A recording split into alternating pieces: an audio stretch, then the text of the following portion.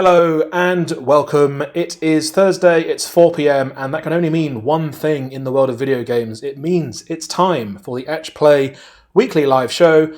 I am your host today, Adam Burt, and I'm joined for the news by Joe from the Etch Play team. Hi, Joe. Hello. Well, thanks for having me back after last time. No worries. I mean, you've got fans out there clamouring for the return of Joe.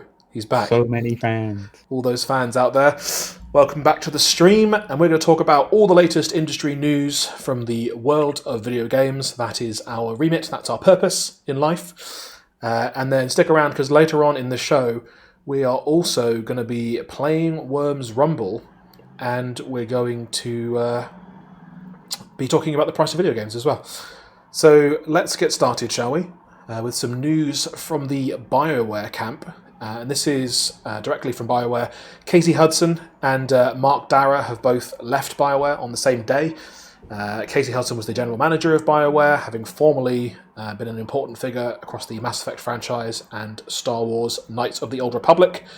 And Mark Darrah is the executive producer on Dragon Age, or was until the other day. They both put up posts saying goodbye and saying they felt the company is in good hands. It's actually not the first time Casey Hudson's left the company. He left for the first time in 2014, but returned after a brief spell at Microsoft in 2017. So he's obviously went away, came back, and now he's gone again. Things not necessarily to his liking, and obviously we don't know how things are at BioWare, but maybe not a studio. He said he wanted to leave to make way for more people to come up through the ranks. He didn't want to be the bottleneck stopping people reaching their potential, which I think is quite a noble thing for him to do. Yeah, and obviously they're a studio that's had maybe a turbulent couple of years, or the last couple of projects they've launched have been Anthem, which underperformed, and Mass Effect Andromeda, which also didn't necessarily do that well. So change is probably a good thing for them right now, and to try some new things, and we wish them the best of luck. Do you reckon we'll see Casey and Mark start up a new studio of their own? Is that what you think this is? When I saw this, I was like, are they going to do what every person does when they leave a company with someone else and start up another startup? But the way I saw the press release phrased, it seemed more like a retirement. But we'll see. Yeah. In the coming weeks and months, I'm sure something will come out. Yeah. We're expecting to see some Dragon Age 4 later tonight, actually, if you're a Dragon Age fan. Maybe look forward to that. Monster Hunter the movie. Yep, there's a movie of Monster Hunter. It's got Mia Jovovich in it. It came out and it's been pulled in China. It's over a joke, a poorly chosen joke that riffs on the word knees, as in the part of your leg, and the word Chinese, and the fact that those two things rhyme, kind of like a playground rhyme that you might remember if you're British. So the film's been pulled in China, and Monster Hunter World on Steam has been received, well, it's basically been review bombed, so lots of angry Chinese fans, and Capcom, the publisher, have now attempted to distance themselves from the movie, said they're not really involved in it. Not sure entirely how true that is. I think they were involved to some degree, probably had some level of sign-off, but I mean, it wasn't their job to go through the script and make sure that nothing like this was in there, so you can see why they would want to distance themselves from the reaction, and obviously not fair on the developers of the game for their game to be review bombed as a result. It's unrelated, really. Yeah, basically the same. Joke was insensitive and trash, and he had nothing else to say. Not even good writing. That's what annoys me the most about it. It's not a good It's joke. lazy writing as well, yes. Yeah. Speaking of movies, Oscar Isaac has been attached to a Metal Gear Solid movie as Snake. So this is maybe a long time coming. Metal Gear Solid is obviously a very popular game franchise that's never been interpreted to a Hollywood film, but no longer. Apparently they're on it, and they've got Oscar Isaac of Star Wars fame and Ex Machina fame to be Snake. Are you excited about the Metal Gear Solid movie, Joe? I'm a huge Metal Gear fan. Are you? I didn't know that about you. Really? I like the one game on my PS3 I ever 100%ed was Metal Gear Solid 4. I remember my mum walking through my room so many times when I was playing it. It's like, is this a game or is this a movie you're watching? Because it's all cutscenes.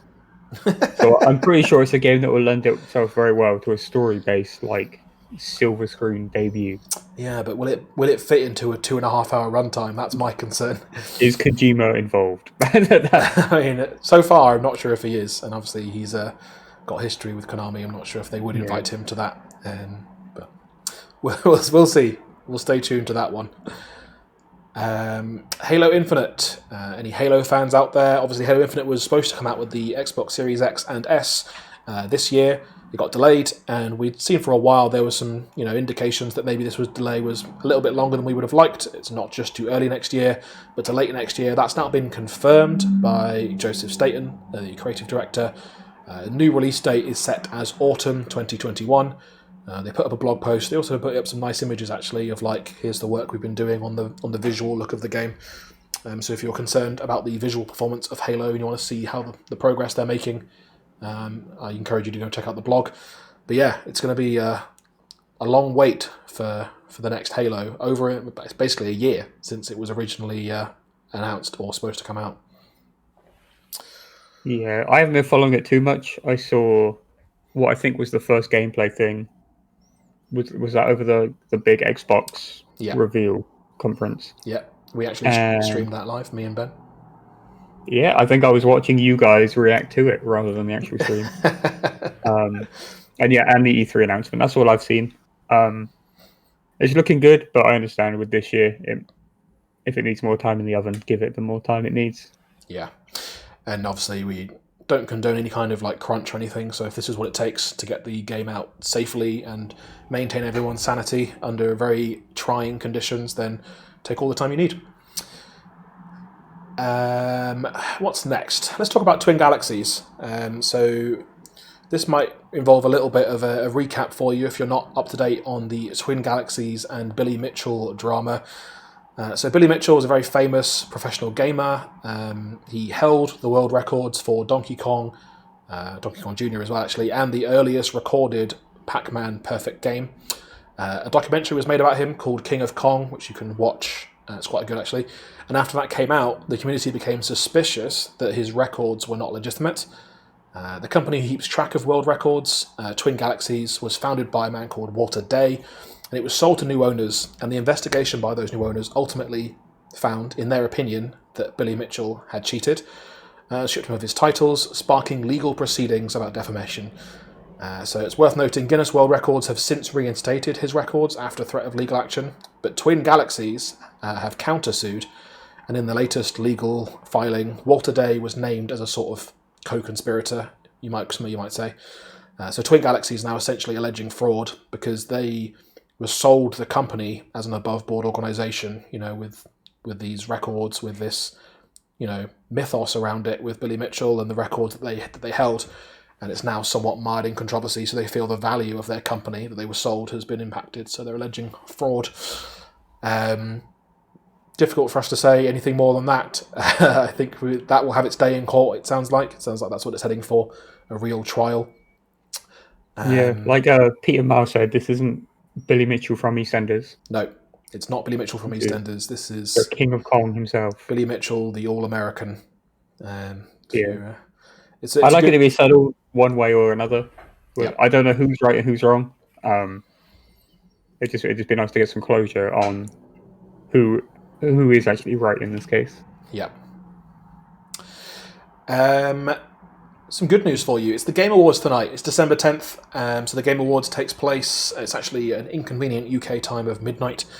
We're expecting a mix of awards and new trailers and announces. The Xbox camp have already said not to expect too much from them. I think people expected quite a lot from them because they historically announced the Series X at Game Awards. So they've got precedent with announcing things that are quite big. But we are expecting some trailers and some new content announces from a bunch of our favourite creators. They'll also be crowning a Game of the Year. We talked about this on the show recently. So there's Final Fantasy VII Remake, there's Hades, there's Last of Us Part 2, Doom Eternal, Animal Crossing New Horizons, and Ghost of Tsushima, all up for Game of the Year. And a variety of other awards, including some that we're interested in, like Innovation and Accessibility, which is quite a nice thing for them to celebrate. And yeah, we look forward to finding out the results and cheering on our favourites. Joe, what do you want to see out of the Game Awards? What's going to make you happy to wake up tomorrow and find, or you're gonna be awake, aren't you, at midnight? That's your kind of thing.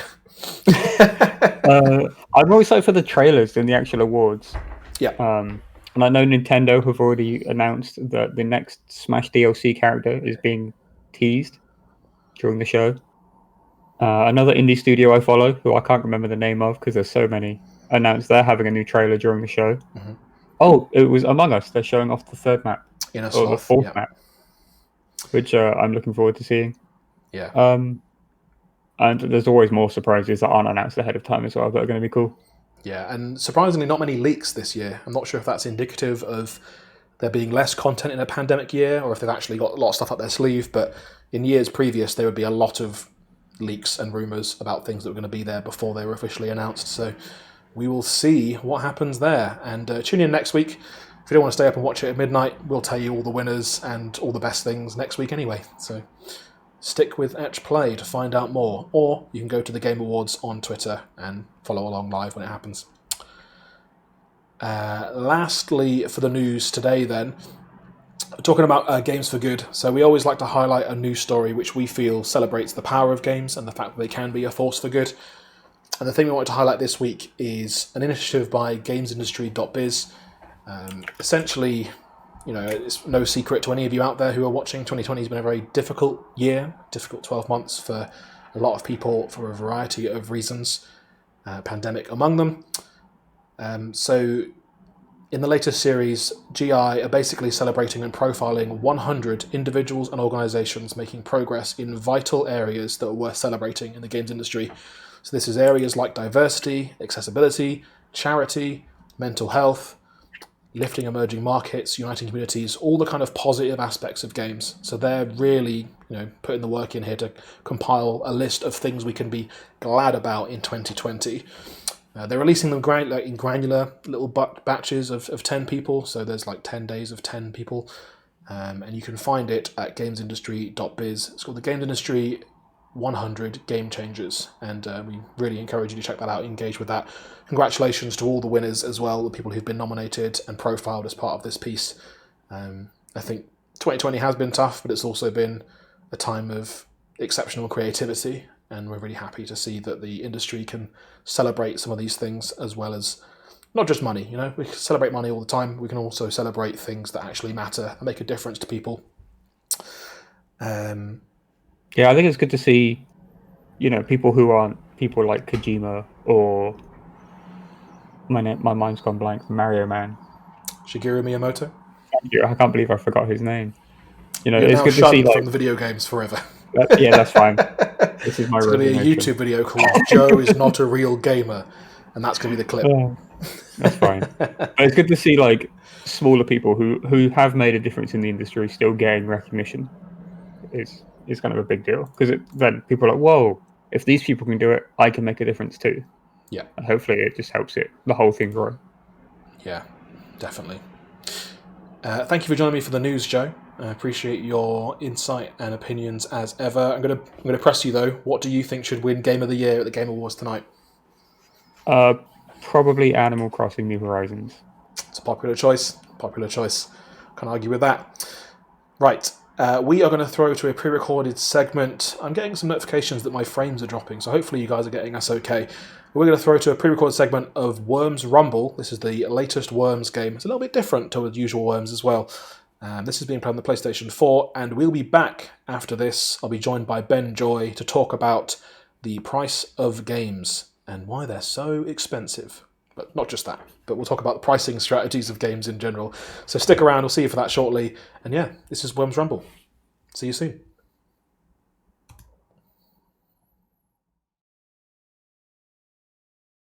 Welcome to Worms Rumble!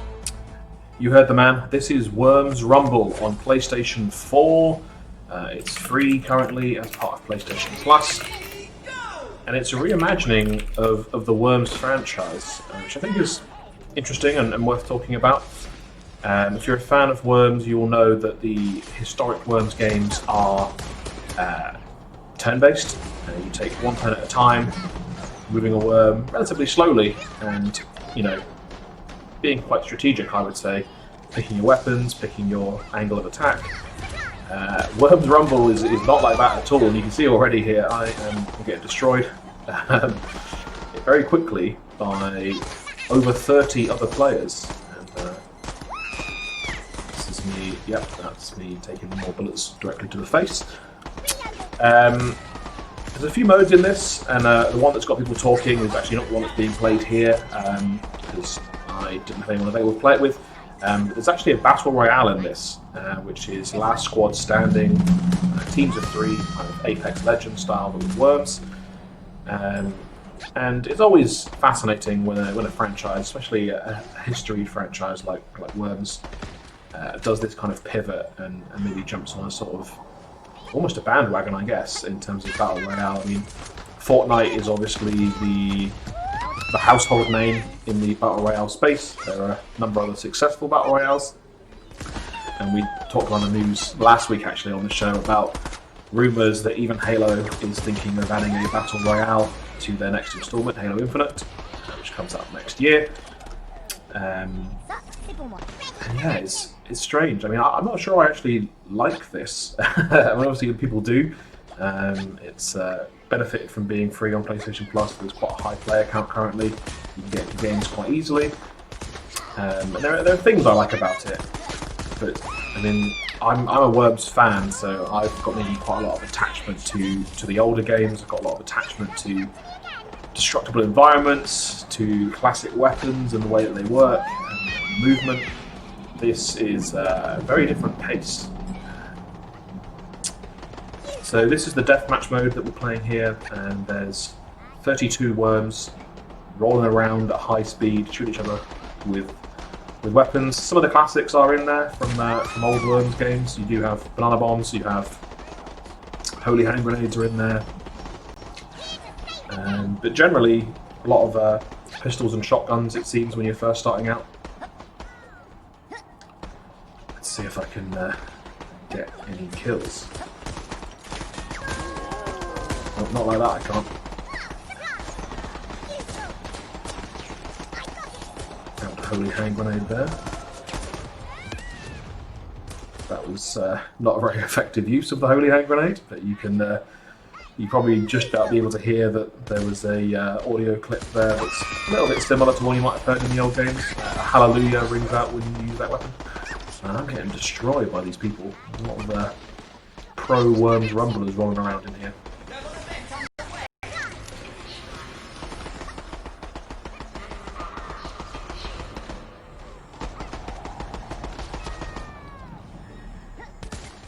It's frantic in a way that I wouldn't expect or associate with the franchise. And more power to them. I mean, if you've got you have a franchise, you have a brand, and you want to experiment with it, that's fair enough.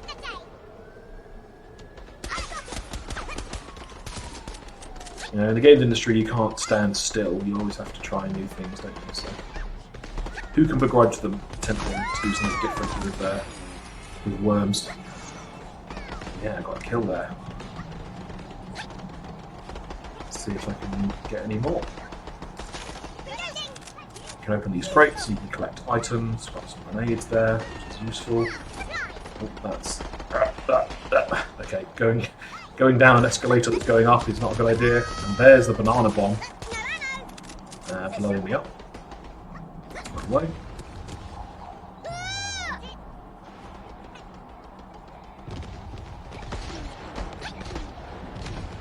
The environments are quite nicely rendered, but they, so unlike the historic games, they're not destructible. You can't really. There's like vents you can smash open, which I've done a couple of times. I think you've not seen it again. I'll find one. Lots of people here though. Let's shoot them. But yeah, there's dog. Yeah, there we go. There's not the ultra destructibility that you would have associated with the games of old. Explosions.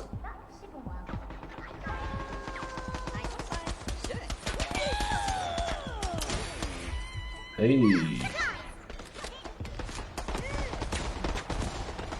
Plasma blaster, let's give this a go. Oh, it takes a very long time to fire. I'm not sure I like that. Oh, ow. Is that my own blast? Did he bounce back at me? Oh. lots of customization for the worms. You'll see the little cards every time someone kills me. To be honest, I think they all look kind of gross. I think they've all got these creepy faces. But I guess that's not entirely outside the brand aesthetic. Let's go down here.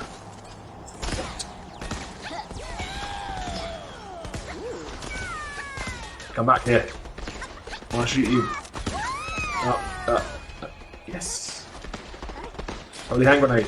Let's go. Boom! Okay, that was pretty good. That was pretty good.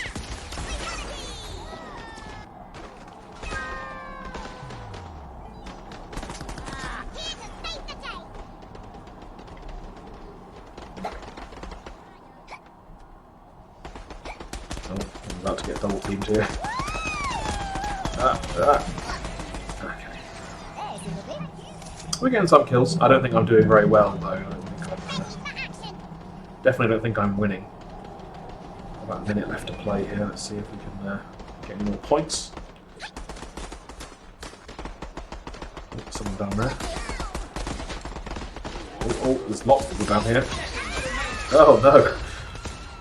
Okay, there's some sort of trampoline. That's a bad place to be, right there. You don't want to be bouncing in the path of those bullets. So, some zip line action. Yeah, that didn't go very well. I think it's an interesting balancing act, isn't there, when you're trying to, reinvent a franchise or reinvigorate a franchise. There's the balance between pleasing the old fans and attracting new ones. And it's difficult to say whether Team 17 have nailed it with this. So it's obviously got some appeal. Yeah, I'm not sure I'm going to play much more of this. I don't think it doesn't scratch the worm's itch that I have for old school worms. There we go, game's over, and I did not win, predictably. And getting achievements. I'm not sure if PlayStation is going to let you see those, not be blocking them out. You see a blocked square, that's where I'm getting loads of achievements for completing my game and getting some XP. Here's my hideous worm. As you can see, he's got one tooth and some disgusting sunglasses. And like most Battle Royale, actually this isn't a Battle Royale, this mode, but like most of these kind of multiplayer focused games, I should say, there's a heavy focus on XP and leveling and unlocking cosmetic upgrades for all these items and for your worm. And yeah, I thought it was worth showing off on the show. This is Worms Rumble for the PlayStation 4. It's also available on PC, I believe, and you can find this on PlayStation Plus if you're a PlayStation Plus subscriber for free. I'm going to throw it back to the studio, and I'll speak to you again in like 10 seconds' time. And we are back. You are watching the Etch Play weekly live show, all the latest industry news and discussion, live at 4 PM every Thursday here on Twitch, and on YouTube as well, for people who like to watch things at their own pace. We're back. That was Worms Rumble on the PlayStation 4, currently free on PlayStation Plus. And I'm joined now by Ben Joy. Welcome to the show, Ben. Hello, how you doing? I'm good. And Ben's here to talk today about the price of video games and about the cost of gaming generally for consumers, but also how that affects developers and how they can set prices accordingly and figure out what their revenue stream should be. So, I guess the obvious place to start is we've just started next gen. Xbox Series X and Series S are out. PlayStation 5's out. And games, the price of games is creeping up. It's been a little while, but like the average price for a full retail game RRP is now increasing, and that doesn't sit well with everyone, does it? Have you got some data about the price of games? I do actually. I've done some research and I validated it two places because just to double check. So if it's wrong, these two places I looked are wrong. So you're right. The price of gaming is increasing, and when we found out games were going to go to possibly $70 a game, it's kind of like, oh, that's expensive. Gaming's getting expensive, and I think there is a viewpoint that gaming is getting as expensive as it's ever been, which maybe in the terms of the actual dollars, I'm saying dollars because although we're English, a lot of the research and the data is in dollars. Dollary dues. Yeah, while the dollar number is possibly as high as it's ever been, if you look at it over the grand scheme of time, there is an argument to say, maybe not quite this far, but gaming is as cheap as it's ever been. It's not as expensive as it's ever been. It's actually getting cheaper. So I just got a couple of figures here that I found pretty interesting. So 4-5 consoles and what they cost at the time and what that would mean today. So the Sega Genesis in 1990 to get the console, $200. To buy that in 2020 money, $395. So, not a million miles off some of the consoles today. And games averaged apparently at $60 a game, which in 2020 money comes out at like $118. So that's considerably higher than the $70 mark. Yeah. Fast forward a few years to the Nintendo 64, 1996, $200 for the console would have been $329-ish in 2020 money with the inflation. So about a Switch. So not far off what the Switch is. Yeah. And games, $50 would now be $82. So again, higher than the $70 mark. The PlayStation 2 and the Xbox came out around similar time, both similar $300 price range, would be about $440 today. Games, $50, $73. So we're getting to around about where we are now. And then the PS4 in 2013, $400, $445 today, $60, $66 for games. So it's kind of, if anything, it's been on a downward trend and it's now leveling out. You could argue, okay, the last couple were around 73, 66. So it's kind of fine. It's level now. So when you look at it like that, it's easy to go, actually, gaming isn't as expensive as it's ever been.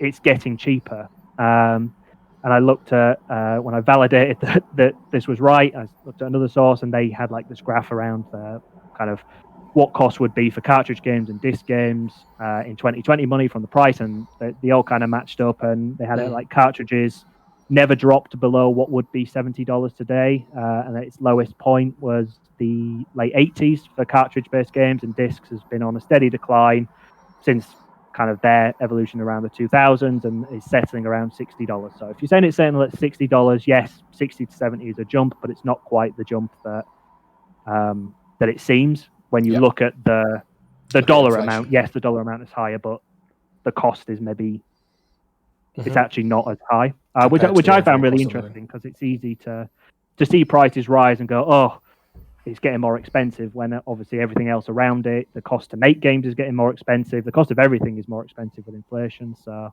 I think it's interesting. There's I would definitely argue that the Xbox Series S, for example, from a console perspective, represents ridiculous value. Like, that thing is so cheap compared to that's not just against inflation, against itself, against everything that you can buy now. That's cheap.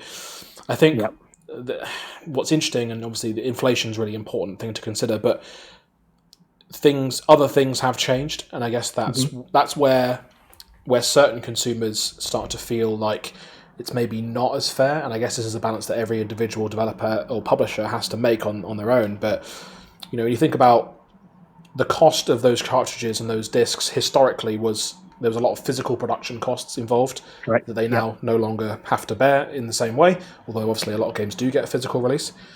I think the other aspect has been the rise of the microtransaction. You think about, in the old days, you'd buy a game and it'd be a one-time transaction, and starting with the Oblivion horse armor, like that was the start of a new timeline where we became increasingly comfortable with what we arrived at, which is games as a service, and live games and games with NTX across the board as part of their strategy. And I think the interesting thing, or the thing that I find fascinating, is that the revenue from games goes up as well.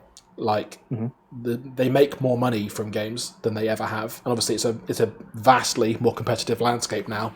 It's harder to succeed if you're independent or even if you're successful, we've got no shortage of stories about game developers who should have succeeded and have fallen for any number of hurdles. But when you get it right, there is more money in games than there ever has been. Like the audience has grown, and the amount that audience is willing to spend over the lifetime of a game has increased drastically. Yeah, I wouldn't disagree. And I think as well, touching on the microtransactions, I think, and we're probably going to get to this anyway, but the means in which you can get a game is now very different. It's not just I'm going to buy the game, I own the game, I've got it now.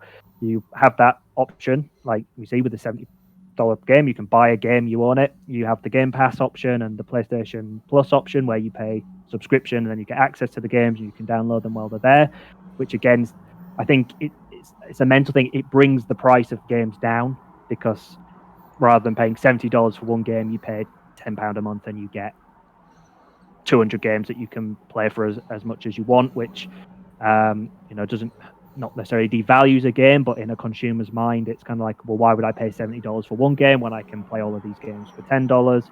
Yeah. You have the games which are free to play off the bat, but then the money is generated by those microtransactions.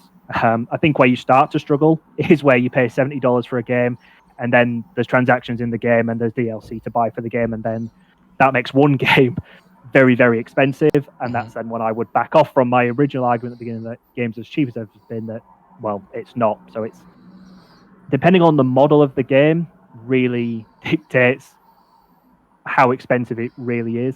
And I think it all comes back to value, because I was thinking like, oh, well, if you play a game for hours and hours and hours, you get lots of value from it. And I think that's a fair argument, that value for money, it's easy to make that jump as like, oh, well, if I spend a lot of time doing something, I've had my value for money. So if I pay $70 for a 30-hour game, that's better value than a game that I paid $70 for 15 hours.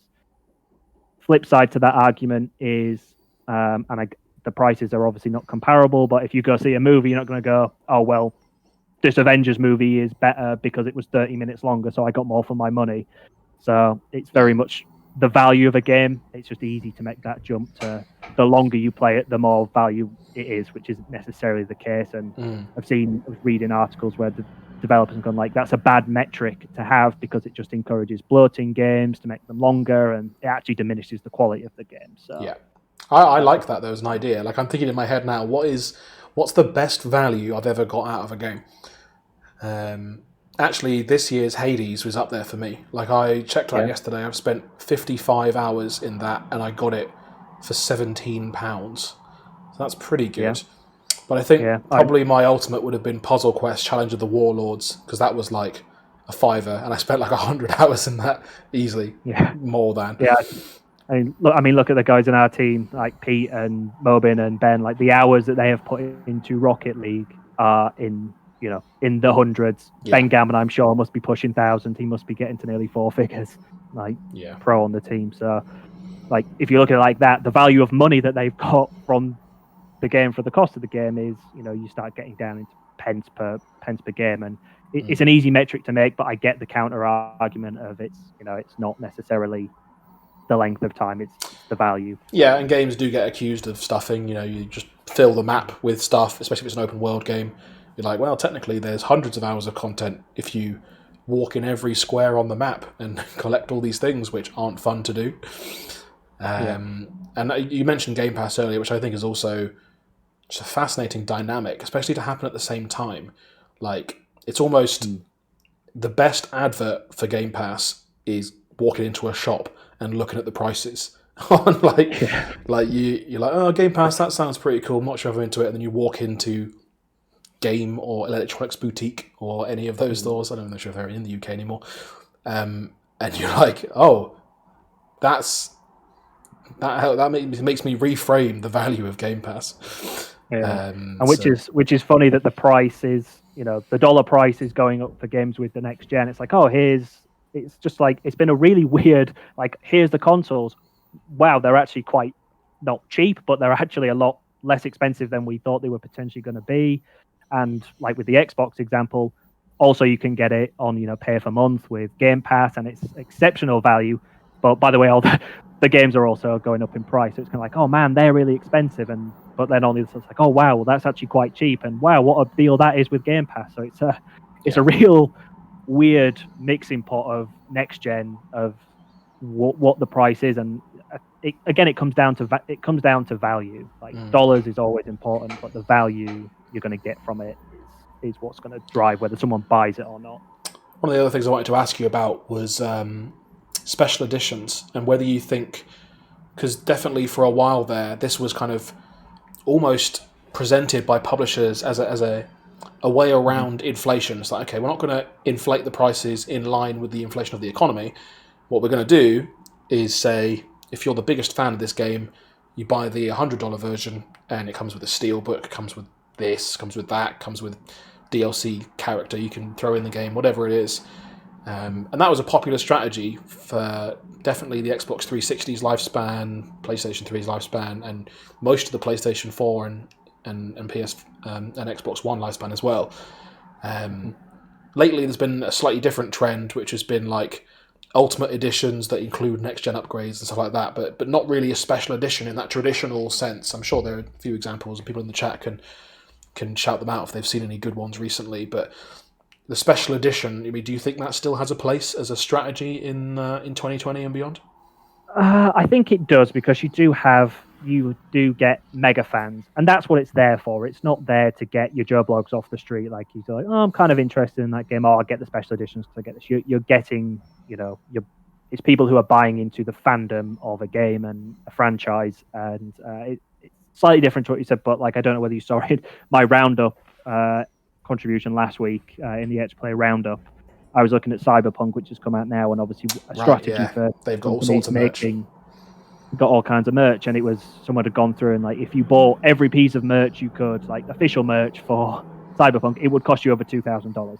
And when we're talking about monetization strategies, obviously we've first gone to revenue from the games, but then that's a whole other side of being in the games business where you can make money, is those license deals to have products made with your branding and partnerships, and that's a whole nother area for it. And I think, do special editions have their place the way they always have been? Maybe not exactly the same, but I think that example with the merch proves that there is still a place for reaching the fandom and the mega fans with extra things that aren't the core game and aren't just the disc or the digital download of the game. So yes, I absolutely think there's still a future in that. Destiny has a really good online store as well. You can buy loads of stuff from that game.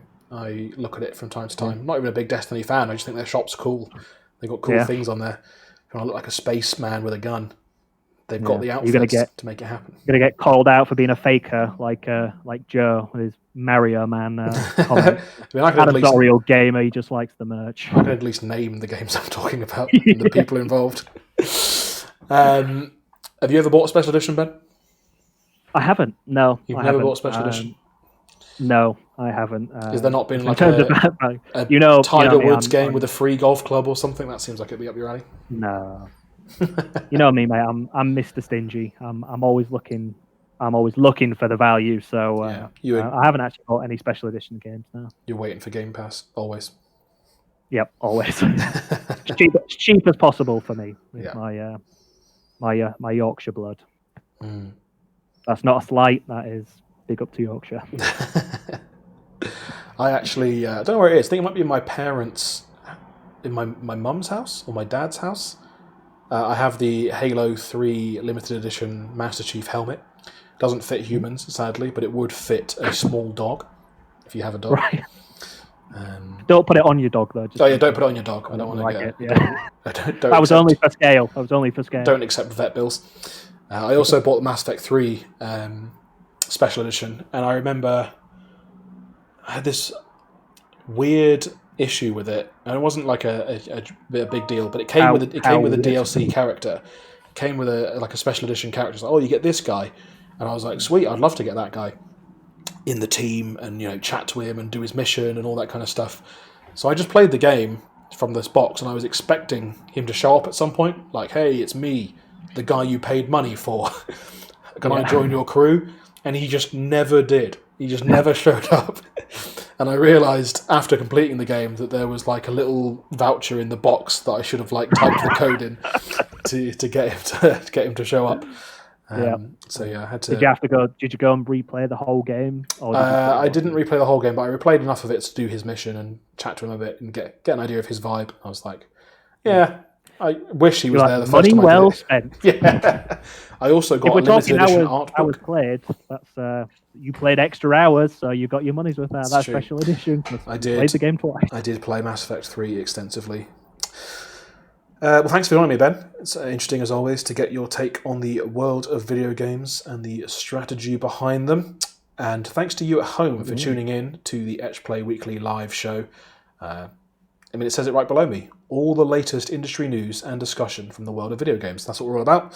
And you can tune in every week at 4 p.m. Although we might take Christmas Eve off. We're talking about that internally. We might take Christmas off. Just forgive us for that. But we'll be back next week. And if you want to watch, you can. Just press the follow button down in the bottom right now. It's purple, I think, should be, depending on your theme. You can press that if you're watching on Twitch, or if you're watching us on YouTube on Catch Up, there's a subscribe button also down just below the video there, and you can subscribe and get notified when we go or when we publish new videos. And we will see you next week. Thanks for tuning in. I'm Dan and Bert. He's been Ben Joy, and we've been Etch Play. See you next week. Bye. See ya. Keep waving, I've got to do some music. Okay. You know I always talk anyway.